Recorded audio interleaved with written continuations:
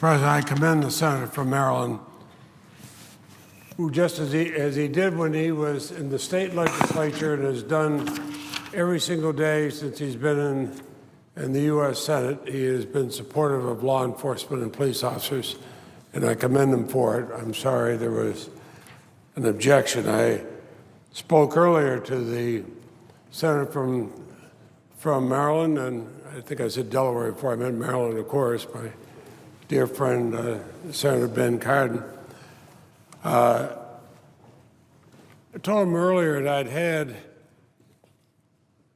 a hearing on the Bulletproof Vest Partnership Grant Program. The distinguished presiding officer, the senator from Delaware, was there, as were officers from Delaware. And during that hearing, we heard from Officer Ann Carrizales of the Stafford, Texas Police Department. This was some of the most powerful testimony I've heard in my years, almost 40 years in that committee. She was shot in the face and the chest during a routine traffic stop last year. She was saved by her protective vest. She returned fire, and then she pursued the suspects for 20 miles and ultimately helped a neighboring police jurisdiction apprehend the shooter. Determined police officer, former Marine, mother, wife. I have one of the letters that I have is from her daughter, Michaela, talking about what her mother faced. This was powerful testimony. We also heard from a police chief.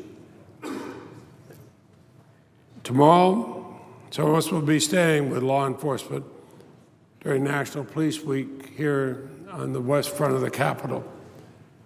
And we'll talk about the National Blue Alert Act, which is so needed. We'll talk about this bill, which Senator Ben Nighthorse Campbell, who had served in law enforcement, a Republican from Colorado, and I first introduced.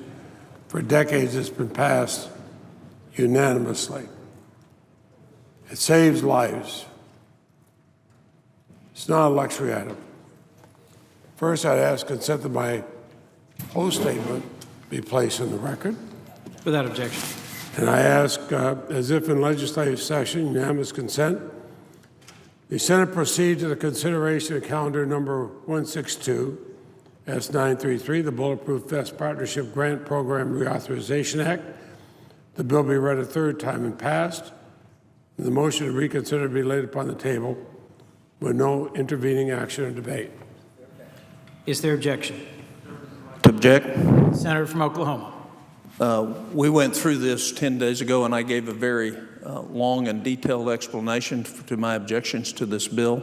I won't belabor that again. But again, we're at the process where we owe $17 trillion, and we're spending money that we don't have in areas that are far lower in priority than this issue. Have no objection. Think that this actually has, in terms of bulletproof vests, a great way to protect those that protect us. But again, as I stated the last time that we had this discussion, under the enumerated powers, this is a responsibility of the states and the local communities, and on that basis, I object. The objection is heard. Mr. President, I'm sorry for that, because we'll waste more money in 2 weeks in Afghanistan and Iraq, or maybe a week, than this would cost for years to protect Americans, American law enforcement. Police officers who protect us every day. We'll allow this matter to come to a vote. Have everybody vote yes or no. I tell you, the senator from Vermont would vote yes. I know the senator from Maryland would vote yes, and I know the distinguished presiding officer from Delaware would vote yes, as every single Democratic senator would, and I believe a number of Republican senators would. We'll give great speeches this week saying we stand with law enforcement. Well, as some would say, put up or shut up. Let's stand with them. Let's pass this legislation. President, I suggest the absence of quorum.